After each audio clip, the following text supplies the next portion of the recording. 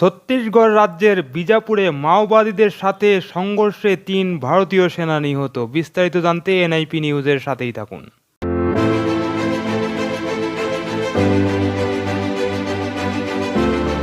ছত্তিশগড়ে মাওবাদী হামলায় ৩ ভারতীয় সেনা নিহত।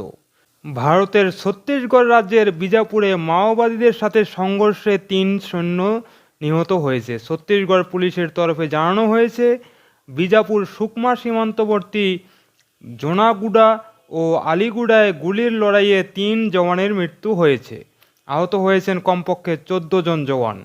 বস্তার রেঞ্জের IGP inspector general of police P Sundarraj জানিয়েছেন, বিজাপুর ও সুকমা জেলার সীমান্তবর্তী এলাকায় তেকালগুডেম গ্রামের কাছে তল্লাশি অভিযান চালাচ্ছিল জওয়ানরা। ওই সময়ে মাওবাদীদের সাথে গুলি বিনিময় হয়।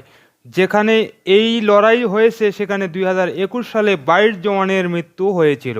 পুলিশের সূত্র উদ্ধৃত করে সংবাদ সংস্থা পিটিআই এর প্রতিবেদন জানানো হয়েছে, ফরওয়ার্ড অপারেটিং বেস তৈরির জন্য ২০১ ব্যাটালিয়নের COBRA commando battalion of resolute action জওয়ান এবং ১৫০ ব্যাটালিয়নের CRPF central reserve police force জওয়ানরা কাজ করেছিলেন। সেই সময় মাওবাদীদের সাথে গুলি বিনিময় শুরু হয়। দুপুর ১টা নাগাদ থেকে গুলির লড়াই চলতে থাকে। প্রাথমিকভাবে ২ জন সিআরপিএফ জওয়ানের মৃত্যুর খবর পাওয়া যায়। পরে আরও ১ জওয়ানের মৃত্যুর খবর মিলেছে। ওই প্রতিবেদন অনুযায়ী কর্মকর্তারা জানিয়েছেন যে মাওবাদীদের জবাব দিতে ইতিমধ্যে অভিযান শুরু করেছেন কমান্ডোরা। আহত জওয়ানদের উদ্ধার করার জন্য হেলিকপ্টার আনা হচ্ছে। উল্লেখ্য, ভারতীয় সামরিক পরিভাষায় ফরওয়ার্ড অপারেটিং বেস বলতে ওইসব শিবিরকে বোঝানো হয় যেগুলো মাওবাদী প্রভাবিত এলাকার একেবারে ভেতরের দিকে তৈরি করা হয়।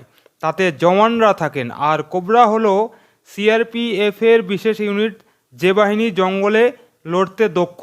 ২০২১ সালে ছত্তিশগড়ের হামলায় কি হয়েছিল?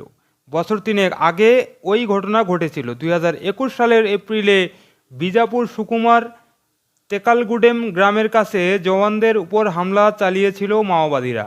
ওই ঘটনায় ২২ জন ভারতীয় জওয়ানের মৃত্যু হয়েছিল। ওই ঘটনার জেরে ২০২২ সালের ২২শে ডিসেম্বর যে চার্জশিট দাখিল করেছিল জাতীয় তদন্তকারী সংস্থা এনআইএ, তাতে ২৩ জনের নাম ছিল একাধিক মাওবাদীর। সন্ত্রাসবাদী কার্যক্রমের অংশ হিসেবে সেই হামলা চালানো হয়েছিল। জাতীয় তদন্তকারী সংস্থার এক মুখপাত্র বলেছিলেন, ওরা একজন কোবরা জওয়ানকে অপহরণ করেছিল এবং তার অস্ত্র লুট করে নিয়েছিল। সূত্র হিন্দুস্তান টাইমস। সুপ্রিয় দর্শক, ভারতের ছত্তিশগড়ে মাওবাদীদের হামলায় ৩ জন ভারতীয় জওয়ান নিহত হওয়ার ঘটনা নিয়ে এই প্রতিবেদনটি এখন এখানে শেষ করছি। পরবর্তী সংবাদ নিয়ে আবার আসবো আপনাদের সামনে।